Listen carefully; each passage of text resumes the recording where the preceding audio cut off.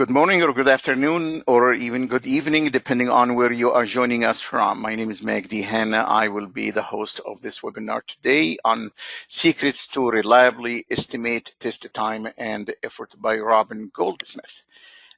If you have been attending our webinars, or if you are looking anywhere on the internet, you might have seen something out there about Robin Goldsmith. Robin is a very recognized international speaker and consultant.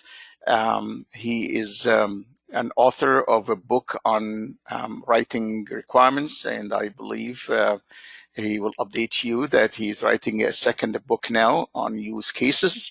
Robin has been a senior instructor at the International Institute for Software Testing since the institute has started back in 1999.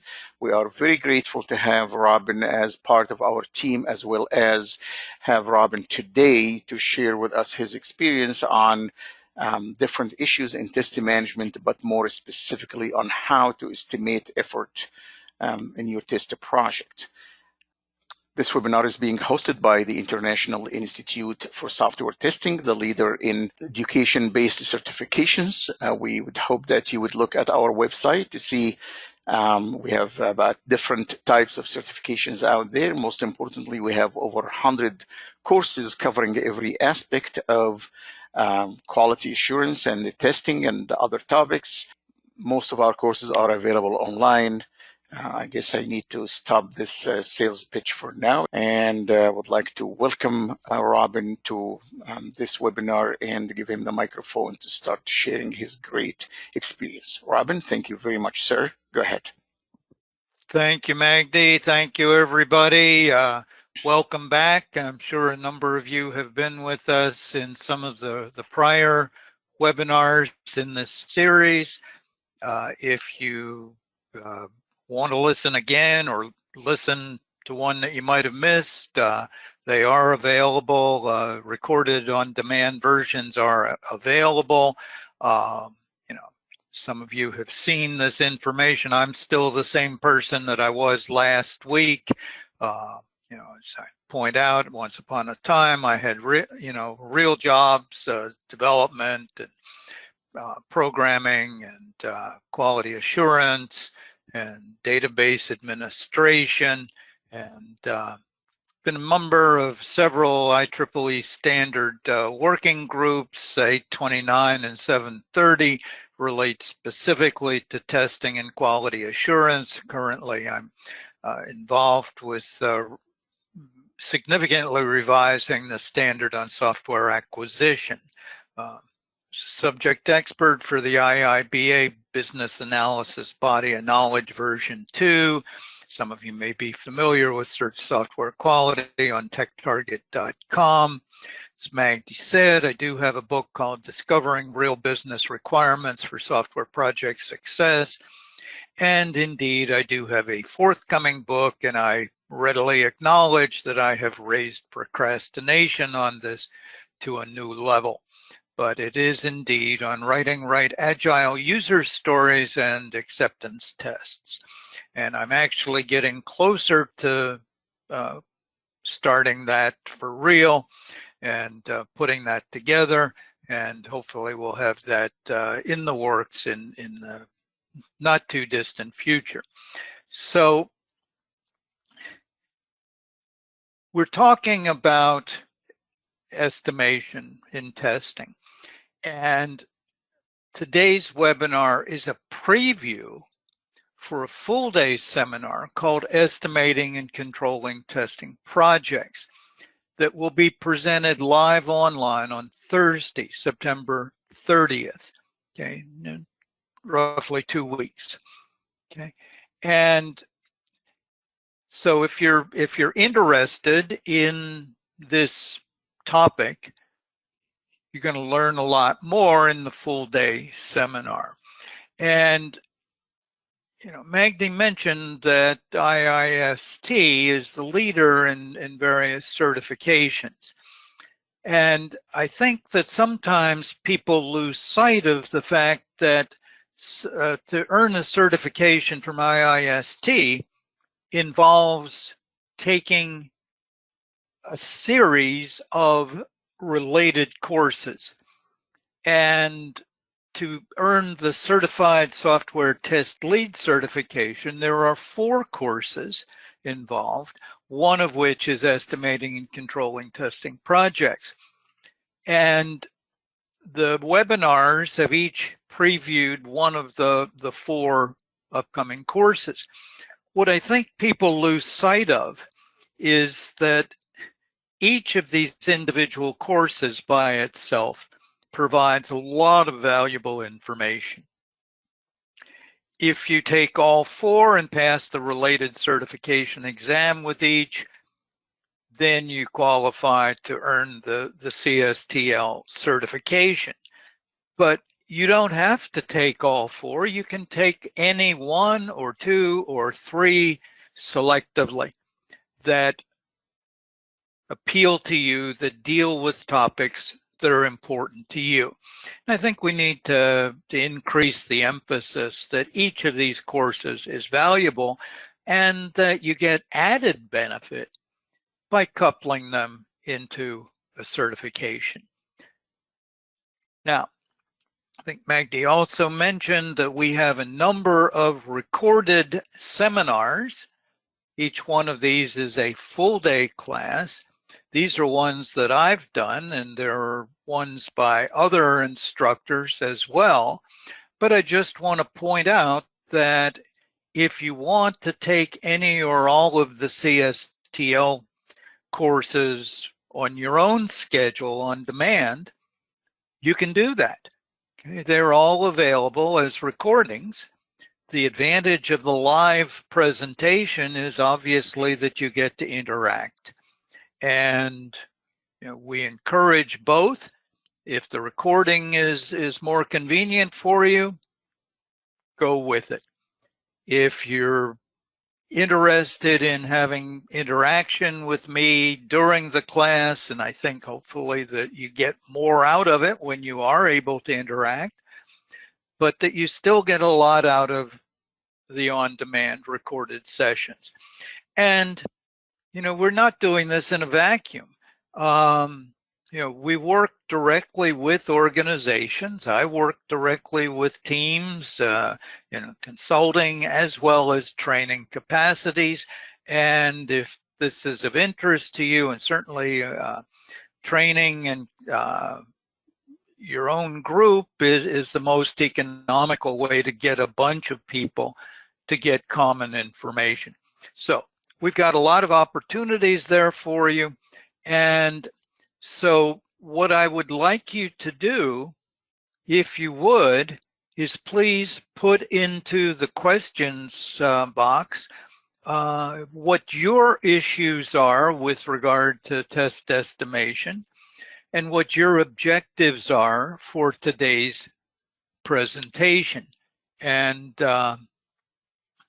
so I'll give you a second to do that, but if you share with us what your issues and objectives are, then I have a little bit more flexibility to try to focus today's presentation to be sure that we identify how things relate to your issues and your objectives, answer your specific questions.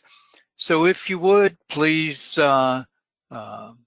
put your issues and objectives into the questions box, and Magdi's going to monitor that. And if he sees anything pop up there, he will share that with all of us.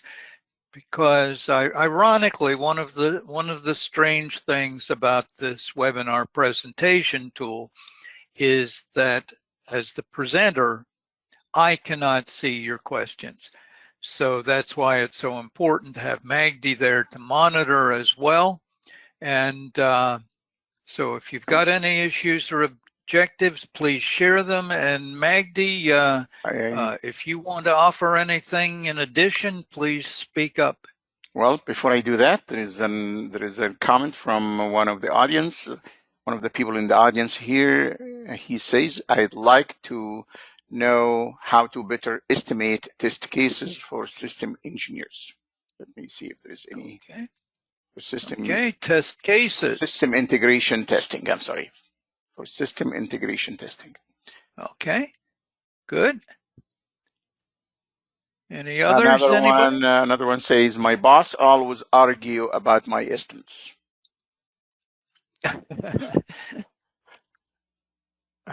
That's we'll be sure to deal with that as we go forward. Okay, good. Any others? Here's another one. I don't know if that's okay. It says, yeah, I don't know of any estimation technique that I could use. Okay, so any technique. Okay, good. Any others? Not yet. Okay, well, those are a good start. So let me share with you what I see as the objectives. And let's see if these are understandable, if they seem reasonable for why you're here, and if they fit with your own objectives. So let me guess that many of you are stuck with impossible testing budgets and schedules. Impossible because the budgets and schedules invariably are just way too low for the amount of testing that really is warranted. And it keeps happening over and over again. And this kind of relates to your boss not agreeing with your estimates. And we'll talk more about that. So we'll try and get more insights into why we keep getting stuck with those. And I think one of the reasons why test estimates tend not to be very accurate is because they're often not based on a positive identification of the tests that we need to give us confidence that the product works properly. And so part of the methodology for effective estimation involves identifying what it is that you're estimating, not just trying to pull a number out of the air or some other place. And another part of why estimates tend to be troublesome is because they tend to overlook an awful lot of the things that take time and effort. And some of that's direct work and some of that is indirect work. And there's an important word here, which is responsible testing. So anybody can do irresponsible testing. And in fact, sometimes that seems as if that's all that our bosses are interested in. So hopefully these are in line with your objectives and they make sense as objectives for why we're here today. Okay, any additions, corrections, please put them into the questions box. And so I'd also like you to share in the questions, currently, how are your testing budgets and schedules set? Okay. And how well are those testing budgets and schedules working for you? So if you would, please share in the questions, how is your organization or you or whoever is coming up with the budgets and schedules for testing, how are they doing it and how well is it working? And try and get a little bit of level setting here and context. And if you see anything there, Magdi, speak up. Any? Okay, got one thing here, collaborative story pointing, which is using Fibonacci numbers. Okay. So story points. Okay, good. Any other, oh, by the way, how well is it working for your testing budget and schedule? Go ahead until we hear from that person. Another person says QA team advised on due date always seems rushed. So kind of no estimates or no time to. Okay. To the point of collaborative story pointing, the person says it works quite well. Oh, good. Glad to hear it.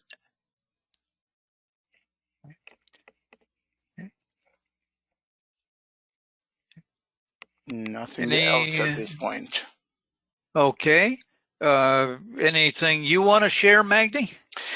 Well, I'll share with you what I what I tell people to do, or to come up with reasonably accurate estimates is by breaking it down their testing effort to at least few tasks that you will do, and like something like understanding and the requirement and asking questions. Another task would be writing scenarios, and the third one would be writing test cases, and maybe the last one is running test cases and rerunning test cases and writing bug reports. So if you think about 4 tasks like that, then you might be able to assign some reasonable number of hours for each one of those.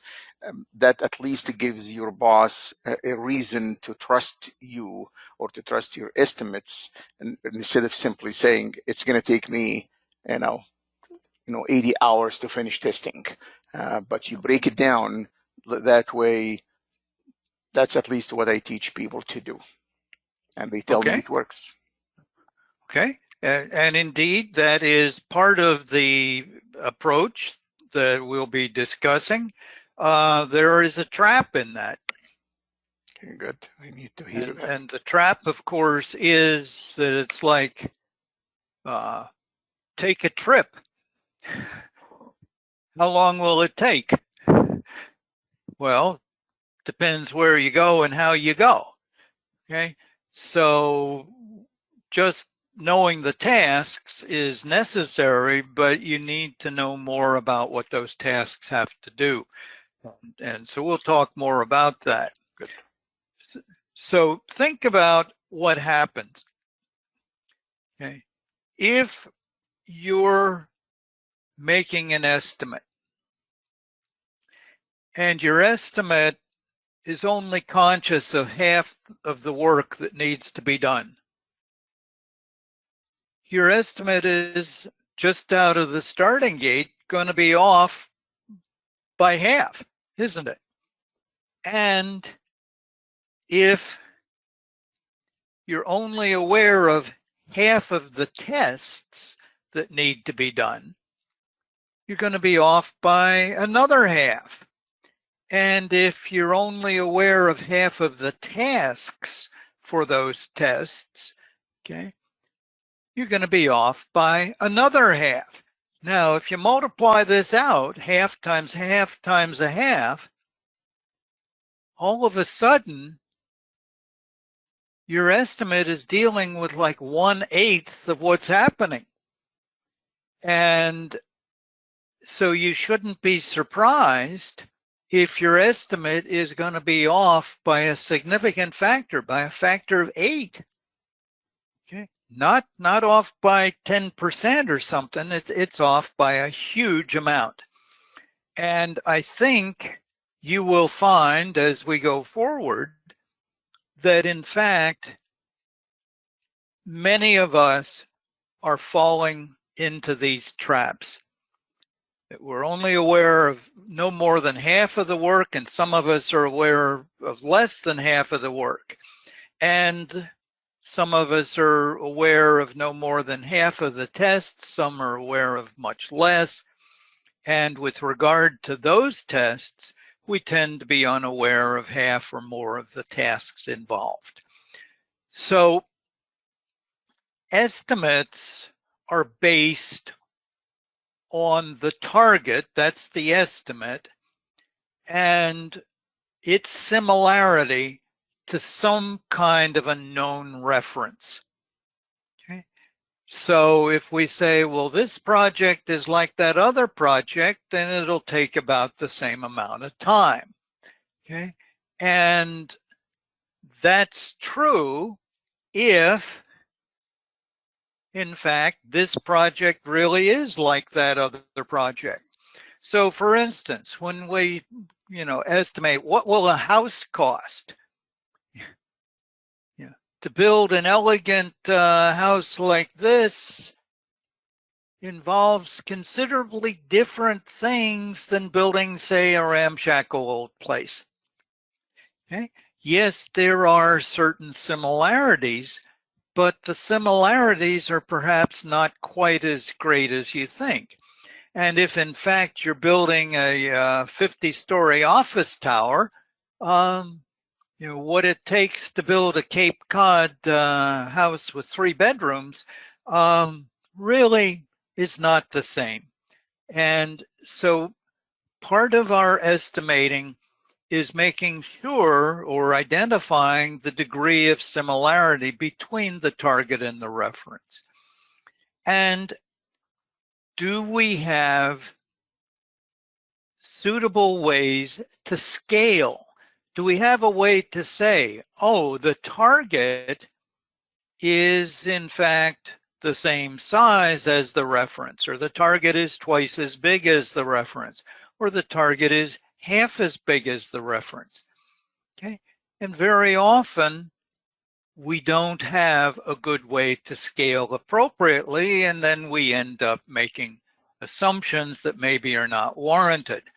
And one of the biggest ironies is that very often we don't really know what it took to create the reference. One of the things that we find is, especially in the information systems industry, that we tend to be pretty bad at measurement, including measuring what we actually do and how much of it and how well we do it. Okay. So there are 2 major approaches to estimating, top-down and bottom-up. Top-down is where we make a single estimate for the major pieces or for the overall thing. Okay. Bottom-up is where we identify the pieces, estimate for each, and then roll it up. So top-down, you make a single estimate and you spread it among the pieces. If you are familiar with the construction industry, you know that it's common for contractors to make estimates of how long it will take, say, to build a house, because they've got a couple of very reliable guidelines. The first thing is the square footage of the house. The bigger the house, the more time and effort and resources and tools and so forth it's going to take to build it. But there are variations based upon a couple of other factors, like the style of the house. So building a single-story ranch house involves some different construction methods from building a 2-story house or a 3-story house. Okay, and the way that the time and effort is spread for the same square footage is going to differ based upon the construction approach and style. Now, in the construction industry, there are books that have extensive tables that enable a contractor to say, oh, this is how much it's going to cost to build a house of this type using these types of materials, brick or wood or stucco or whatever, okay, for a house of this type. And the construction industry has built these up over years of thousands and thousands of cases, and has been able to come up with very accurate estimating formulas there. Okay. The bottom-up approach is where you identify the pieces and then estimate for each and roll it up. Okay. If you're building something that in the construction industry, if you're constructing something that frankly isn't like other stuff, lo and behold, you look at it from a bottom-up standpoint. And by the way, many of you work on projects that you feel are unique, and they are, and you feel that they are complex, and they are. I want you to realize that the Empire State Building, which for many years was the tallest structure, human-built structure in the world, was constructed during the Depression and came in early and under budget. And it was unique. Nobody had ever built a 102-story building before. But the engineers and architects indeed figured out what it was going to take, what the pieces were, made estimates for each, and then rolled that up to grand estimates, and they came in early and under budget. Okay. If they can do that with the Empire State Building, you can probably do it for your next project. Okay. Now, top-down estimates, in my experience, are the most common way that budgets and schedules are set. And generally, top-down estimates are the basis for estimates and budgets and schedules that are set by the boss. Okay. Now, in general, there's a pretty good chance that the managers who are making these budgets and schedule decisions are doing it with very limited awareness of testing or what's involved. And probably the most common way that top-down estimates for testing are made are using some kind of a rule of thumb presumed ratio to estimated development effort. And so somebody, says, well, gee, I think that this is going to take 3 months to program. And they say, well, if programming is half of this budget and testing is the other half, then let's make an estimate of 3 months for testing. Okay. And that's the way it works. Now, sometimes it's done per component. So maybe the manager who's doing this approach, instead of saying, here's the overall project, maybe they say, well, this project consists of these 10 modules. This module, I think, is going to take 2 weeks to code, so we'll give it 2 weeks to test. That module is going to take 1 week to code, and we'll give it 1 week to test, and so forth. Okay. Sometimes they just do that overall. They just say, well, we're going to make an estimate of what it takes to build each of these modules, but we're just going to take the total of that building or development time and put a big lump called testing. So we've added up all the individual module effort. That's going to be 3 months. Okay, now we've got testing. We'll just give that 3 months. I think you can see right off the bat that we're beginning to introduce sources of error.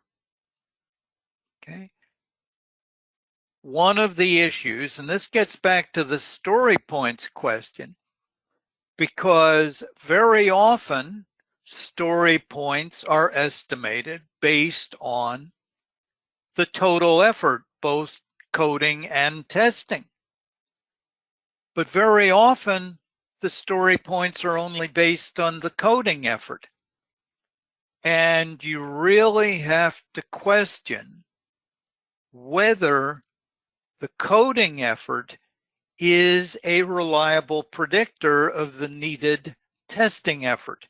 It may be, but it may not be. So there are many instances where, indeed, if something takes a while to code, it's going to take a while to test.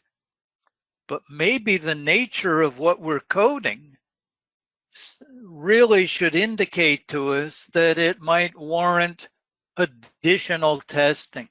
So for instance, if we're dealing with things that have performance or security issues, okay, those are additional types of testing that are often left out of the rules of thumb. And somebody mentioned, you're told when you're going to be done, and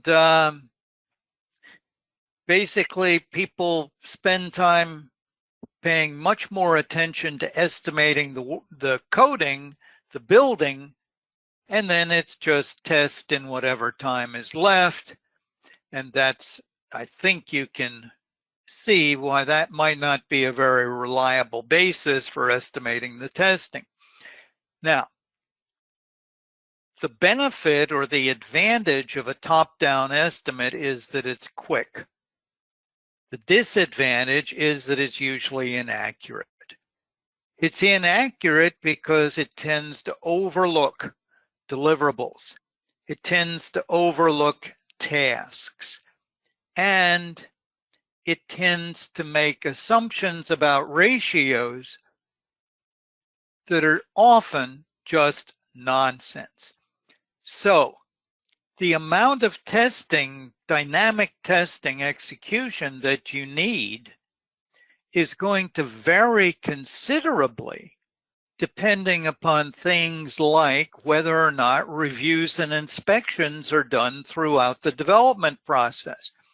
So we know from experience that reviews and inspections are the single most economical way to catch defects. And many projects don't use them. If you're not using these more efficient, more effective techniques, you're going to have far more defects that are going to take far more tests and test execution to detect. Whereas if you're using more effective practices, you can get by with less test execution. If the developers are actually testing their work as they go, golly gee willikers, they're going to catch problems before they become bigger problems. If the developers are not doing a very good job of testing, unit testing and integration testing, okay, then they're going to have many more defects that fall to the later testing that's recognized as testing, and you're just going to have a much bigger job. And as we said, if you've got load testing and security testing and usability and so forth, okay, if you've got issues like these, they require additional specialized tests. Not just more tests, but different tests. And ratios tend not to pay attention to those things. So when these issues are not identified, not recognized, not dealt with appropriately, then the sizing and scaling of the target to the reference is just going to be nonsense. Now, let's put this in further context. Many of you are familiar with the Standish Group. Every year or two, they publish what they call the Chaos Report. They first started doing this in 1995. And actually, that's the Chaos Report that is most widely cited because that's the one that they published for free. Subsequently, if you wanted to find out about the current Chaos Report, you had to pay the Standish Group a pile of money, and most folks don't do that. Now, in the 1995 report, and these figures are widely cited, according to this, and by the way, there are issues with the Chaos study because it was a survey. It was asking a bunch of executives what they thought their measures were, not did they have measures and were those measures accurate. So these numbers are probably, even though they're not real favorable to the software industry, they are probably overly optimistic. So according to the Chaos Report, 31% of major projects were abandoned. They never were finished. Of those that were finished, 53% of them were over schedule, over budget, and or delivering only a fraction of promised functionality. In other words, what the Chaos Report was saying is that projects that were declared done were still woefully imperfect, okay? Largely because they were only delivering on average 61% of promised functionality. So consider if somebody was building a bridge, which 61% of that bridge do you want to be sure is there, and which 39% of it can you do without? Probably can't do without any of it. So the Standish Group highlights, and this is not any secret, anybody who's been in the information systems business knows that project estimates tend not to be true. So if you're basing your estimate of testing time and effort on an estimated development time and effort, and the testing time effort is nonsense, some percentage of nonsense is still nonsense. Okay? And so those of you who were saying your boss disagrees with you, go back and identify why your boss is disagreeing with you, and I bet that it's based upon significant lack of information. Okay. Now, another thing that happens with ratios, I mean, there are several things that make them even worse, and that is that the ratios don't involve any commitment. Nobody's really saying this is what is going to happen. They're just accepting it and going on their merry way. And because of that, it's easy for the test estimates to slip and nobody pays too much attention. So if we say this project is going to take 3 months to code and 3 months to test, and the coding takes 4 months, there's a pretty good chance that we're going to slip the testing back to 2 months, and nobody seems to notice that that's a nonsensical adjustment. Okay. My colleague Ross Collard reports a study that was done a number of years ago at IBM, where they found that developers typically thought that the testing effort should be not 50% of development effort, but only 20 to 33%. But that in fact, At IBM, the testing took about 3 times as much as the development. So, what are we seeing here? I said, we're off by a factor of 8 at least. Well, here we are, we're off by a factor of 10 or more. And because so few organizations meaningfully measure what they are doing, they're not measuring the development, they're not measuring the testing, they're not measuring defects intelligently. Okay, so there are measures that we know about, for instance, defect density. How many defects do you have relative to the size of the code? That's a typical thing. Okay. Most development organizations don't know how big their code is and don't compare their defects to the code size or to the code characteristics, and consequently, they don't have any basis for adjusting their ratios. Okay. Now, I would guess that some of you are saying, boy, this sounds like where I work. Oh, no wonder we're in such trouble. Okay. Yeah, that's why it's happening.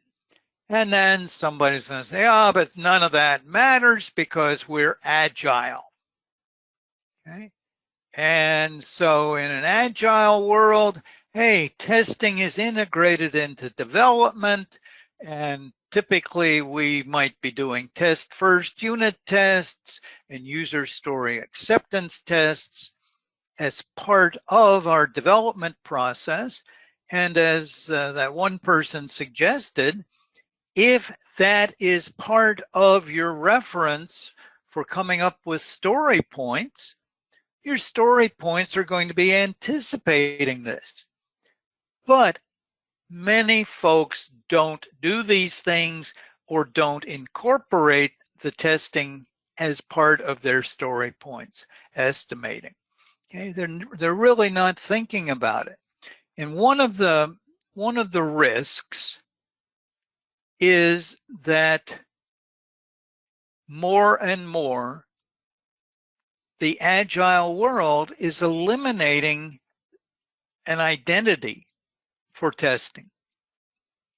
And agile teams are less and less often including testing specialists. They're assuming that people whose emphasis and skills and interests are something else, typically coding, will somehow magically also think in terms of testing, and that just doesn't work. And so the testing component of an agile project is increasingly likely to not get the visibility or attention. Okay. And when you don't have people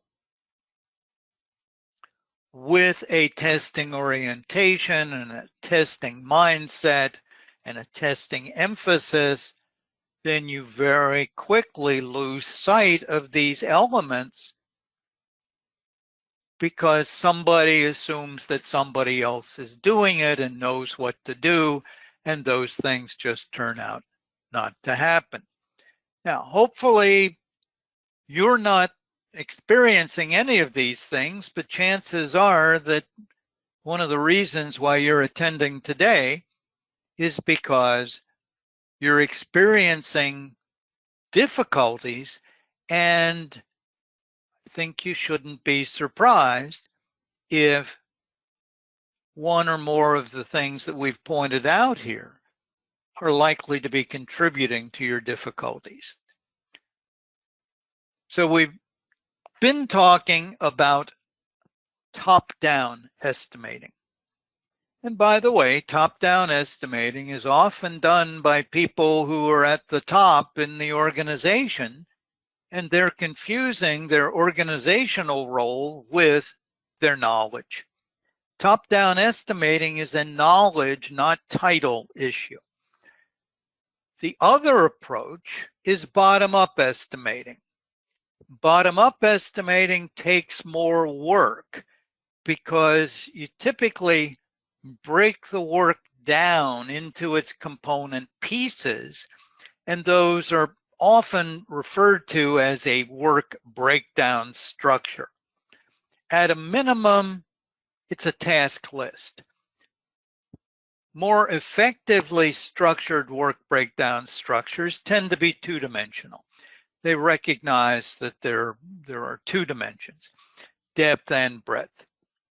And so this is a simplistic example of a work breakdown structure.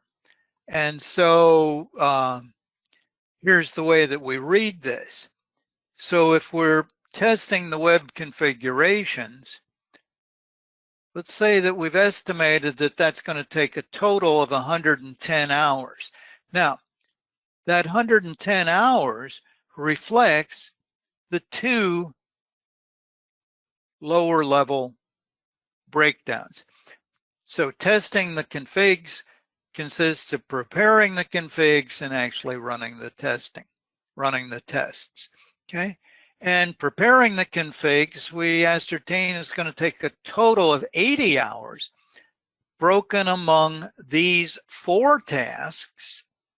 And running the tests, we're suggesting, is going to take a total of 30 hours based upon 3 testers spending 10 hours each executing the tests. Now, notice what's happening here. The work breakdown structure is giving us a variety of information that the top-down approach tends not to have. So it's very common that a top-down estimate will overlook one or more of these lower level tasks. Okay. And, in fact, it's very common that when one estimates testing, people only think in terms of running the tests and forget about things like preparing them and so forth. So the impact on the top-down estimate can be quite significant. So breaking things down into what are called work packets is the way that a top-down estimate, or a bottom-up estimate rather, is developed. Okay. And so work packets are the lower level tasks that are the ones that are going to be estimated. So for instance, if you only have time to estimate at the second level, simply identifying that you're going to prepare the configurations as well as run the tests is likely to give you greater visibility into a more accurate estimate for the overall thing.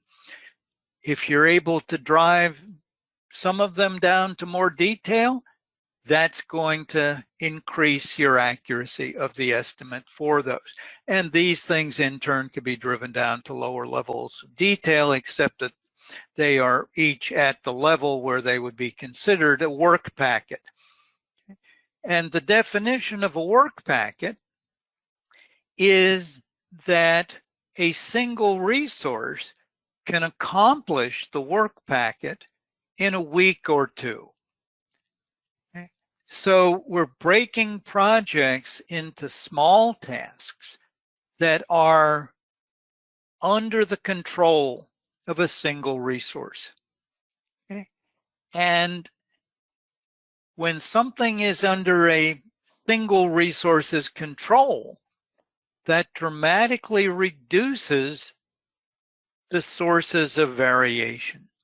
The big sources of variation are when we're putting work together that involves the work of more than one participant. Okay. And you'll notice If you go back and look at your project plans, there's a pretty good chance that your tasks are actually defined in passive voice. Simply switch the verbiage from passive to active voice, where each task consists of an action verb and a deliverable object. Okay? So that every task involves action and delivery. Simply changing your focus like that will improve your estimating. Now, in a work breakdown structure, we're estimating two elements: effort and intrinsic duration. So most tasks are going to have the same intrinsic duration as their effort. So if you are driving from Chicago to San Diego, your driving effort and your elapsed time are in one way going to be identical, right? Except that's not really true, because what are you going to do? If you're driving from Chicago to a Chicago suburb, your driving effort is going to be, let's say, an hour, and the duration is going to be an hour.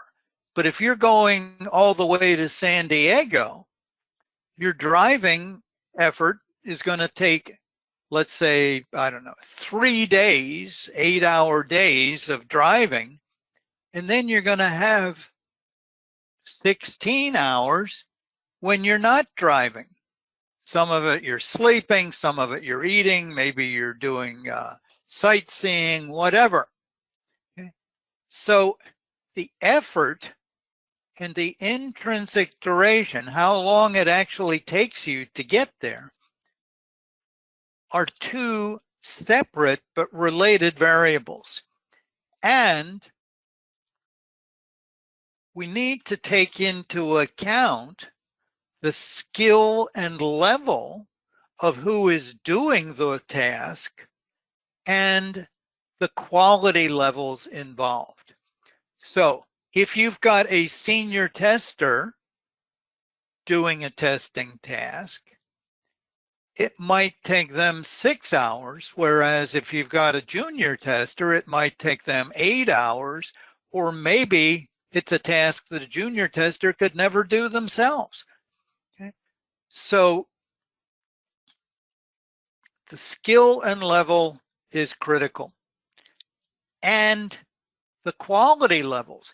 If you are testing code that has a lot of defects, it's going to take a lot longer to test it than if you're testing code that has a low defect density. Okay? So once again, we tend not to take these things into account. So we can use templates or skeletal work breakdown structures of testing tasks. Okay. So testing typically is estimated based on the time that it takes to run the tests. But there's all kinds of other stuff that's involved. Creating the tests, rerunning them, analyzing the results, reporting the defects, writing them up, advocating them. So some percentage of the defects are going to turn into an advocacy situation where you have to explain to people what they are. And if we identify respective types of tests that we're doing and how many of them we have of the various types, how many simple tests, how many complex functional tests, how many load tests, and so forth, and make estimates of the tasks needed, then that provides us a basis for estimating further. Okay. Now, we can use this information at various levels, planning and design. So when we plan and design our testing, okay, if we've got multiple tests, multiple things that need to be tested, then it's very useful to have what's called a master test plan, which is kind of the overall project plan for the testing project. Testing is a sub-project within the development project. Okay? And when we develop these test plans and test designs and so forth, we ask, what must we demonstrate to be confident it works? And what we must demonstrate to be confident that the overall testing works is that there is a set of what are called detailed test plans for unit tests and integration tests and so forth. And so we're identifying what these are. These are also project plans. Okay? And then what we must demonstrate for them are the features, functions, and capabilities that need to be demonstrated for them. And those are identified in what are called test design specifications. And then test design specifications, what we need to demonstrate to be confident that a given feature, function, or capability works is that there is a set of test cases, executable inputs and or conditions that together will demonstrate that it works, okay? And there are a couple of different flavors of these, okay? Now, most folks, when they are estimating testing, start by identifying the test cases. And guess what? When they do that, what do you think they overlook? A bunch of the test designs, a bunch of the detailed tests. And so the net effect is that their overall estimates are based upon a fraction of a fraction of a fraction of the tests that are needed. So using a structure like this gives us a positive definition of the types and numbers of tests needed to give us confidence that something works. In other words, we're getting the appropriate reference and basis for scaling, okay? And then you use the template of the tasks that are involved in the testing activities, okay? And then you need to capture what's actually happening and match it back to your estimates to enable recalibration, both for this testing and for future testing. And so, for instance, here's a simplistic example. This would be just one of many sets of conditions that you might have. So let's say we've got 30 of these tests, and we estimate that the effort and duration for each of these is respectively this. And when we multiply each of those by 30, spreadsheets are real good at this, we get an estimate of 210 total minutes. And then we run those, and what do we discover? Well, right off the bat, we discover that our estimates are off by about 50%. So now we're in a position to go back and analyze, why are our estimates off? Okay. Did we have somebody doing the work who didn't have necessary skills and knowledge? Were we just misunderstanding, what have you? And so now we've got a basis for going back in and re-examining our estimates. Maybe we determine we've got to cut the number of tests from 30 to 20. Oh, for this, and if we're having problems like this for this one bunch of tests, we're probably going to have similar problems for other bunches of tests.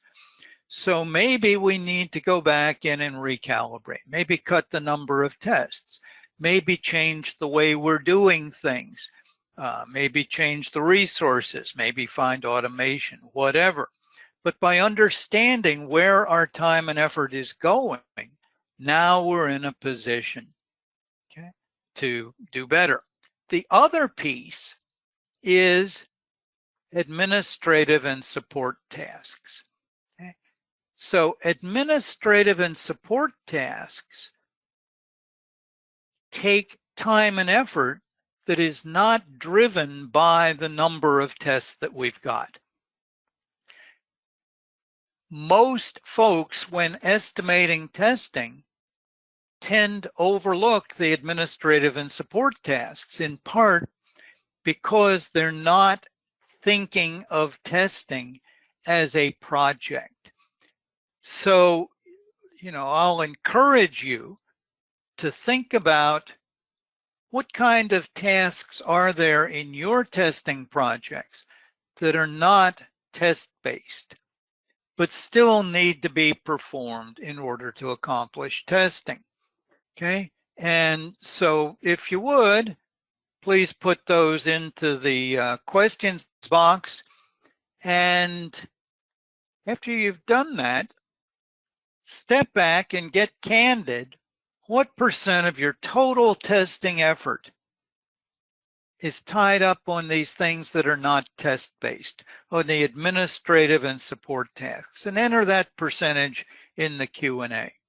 And what I think you will find is that most folks overlook at least half of the work to be done, admin and support tasks. Okay, and hopefully we'll be getting some contributions in the questions box. I'm going to continue on here as you're typing, but I'll bet that at least half of the work that needs to be done in testing is stuff that is not test-based and almost always gets overlooked. And that you tend to overlook at least half of the tasks, okay, because you're not using some approach like the test planning and design structure, which helps you much more completely identify the set of tests to be done, and the templates, the skeletal work breakdown structure, helps us identify the more than half of the tasks that are typically missed. Now, when we supplement our estimating with all of this additional information, you're going to end up with a much more accurate and reliable estimate. Okay. Now, when your boss says, "Oh, you said it was going to take a month and now you're saying it's going to take 6 months," well, you didn't have a month. You're sure not going to have 6 months. Okay. But now you've got the facts. It's not just a mindless guess. And that's the key to having a meaningful conversation with your boss. So, Magda, you got some contributions there? Not really, but I also hate to kind of interrupt you here. We're 3 minutes beyond our time. And that's why we're wrapping up. So give us 3 minutes here, and if you got to leave, we appreciate that. Okay. So hopefully you've seen some reasons why you're stuck with impossible budgets and schedules for your testing, that you've gotten an idea that you can identify the tests you need in a positive way, and that when you don't do that, your estimates are almost always nonsense, and that you can use templates and other additional approaches to spot the tasks that are typically overlooked. So remember that we're previewing the estimating and controlling testing projects seminar. And so thank you, and I'll stick around a little bit longer if there are any questions or comments. Magdi, anything you'd like to add? Before we leave your presentation, Robin, I have a personal desire to ask you, could you give us some examples of those support/administrative tasks that we are normally overlooked? I have things in my mind, but I don't know if those what you consider supportive slash administrative or not. Okay, so raise your hand if you are a tester and you have just spent an hour listening to a webinar. This is part of being a tester that is not writing and running test cases. I bet that some of you have to attend meetings. The time and effort that you put into meetings is not a function of how many tests you have. Okay. If you are preparing status reports, it takes you the same amount of time to prepare a status report whether you ran one test or 1,000 tests. Okay. If you are acquiring and installing tools, that takes however long that takes. That's not a function of how many tests you're going to run with those tools. And those are things that when we look at this, that's where, frankly, most testers who actually analyze their time find that they spend way more than 50% of their time on non-test-based tasks. And a quick question here. I'm assuming you only suggested that we add those tasks that are related to a project, which means if I'm attending a meeting that has nothing to do with the project, I'm not going to build this into my test, my effort estimation. But in fact, if you treat testing as a project rather than just an activity, then the fact that you're attending a meeting on COVID-19 procedures is still tying up your time. It's tying up my time, which affects the duration, the intrinsic duration. It affects the duration, it affects your availability. Okay. And it's all part of what goes into the overall testing project. Whether or not it's related to testing per se, whether or not, I mean, if you're surfing the web 4 hours a day, that's tying up your time. Okay.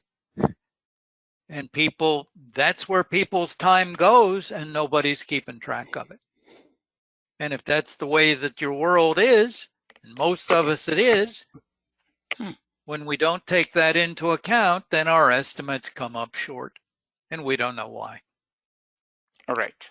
So you are suggesting that we add those supportive / administrative tasks, even if they have nothing to do with the project. And I hear you saying you've got to treat testing as a project. And when you do, everything else falls within the project. And I'm going to have to disagree with that because attending this webinar is not part of my project.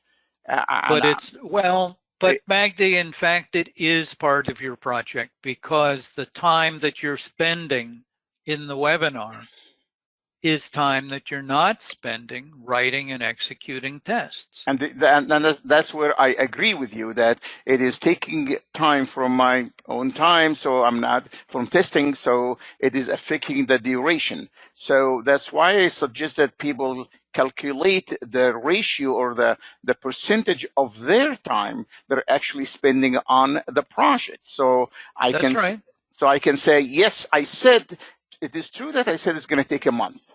But you know what, Magdi? It doesn't matter what you call it. If you're oblivious to that time, your estimates are going to be wrong. If you say, I'm only spending half of my time on the project, you're still going to come up with the same thing. Yes. But then your boss is going to say, well, why are you not spending all your time on the project? And you then say, well, boss, because you've got these 18 meetings a day that you want me to attend.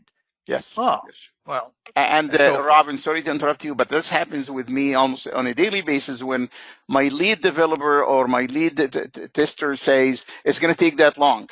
And then it's going to take a week to finish this. Then That's 3 weeks later, he did not finish. Then I say, I want you to tell me what you have been doing in 3 weeks. So he goes and lists all the kind of things he's done in 3 weeks. And I discover that many of the things he did during the 3 weeks are things I did ask him to do. I did. However, they had nothing to do with the testing effort that he estimated. So now he says, it is true I said a week, but over the last 3 weeks, I only worked 3 days on this. And I'm working the rest of the days on something else. And I'm not arguing. It is true that we have to keep track of those things. But I guess my point is, without wasting too much time for people here, I don't know if I want to put this in my estimate. I want to keep track of if you want your estimate to be reliable, you need to understand the components. Now, there is another thing that comes into play that we didn't mention, and that is that people are working on more than one project. Yes. At the same time. So that needs to be carved out as well. Yes. Yes. So, but the admin and support stuff, really gets spread over everything that you do. I see your point. So you're saying my estimate is a week, assuming that I'm working 100% on this. But since I'm only working, 50% on this, then it's going to take me 2 weeks. Exactly. And in fact, you're really only working 25%, so it's going to take you 4 weeks. Okay. No. Point well taken. Robin, thank you so much, sir, for sharing your knowledge and experience on this. I've learned a lot myself in this presentation. For those of you who are still around, I can see that people are still there. I have a webinar, a recorded webinar called Feature-Based Project Management, in which I touch on estimates and basically, so I take the approach that Robin presented to you, and I break it down even by user story or by requirement. So you're talking about every task for each requirement, which I'm going to have a discussion with Robin on the side to see if this is a reasonable thing to do or not. But for now, I want to thank all of you for being with us today. I want to thank Robin very much for being willing always to share his knowledge and experience. And this webinar is now being recorded and will be available at the Testing Institute website early next week, sometime next week. The URL is at the bottom of the screen. And if you're attending today, you should be receiving an email sometime next week with the link to the recorded webinar. Robin, thank you very much, sir.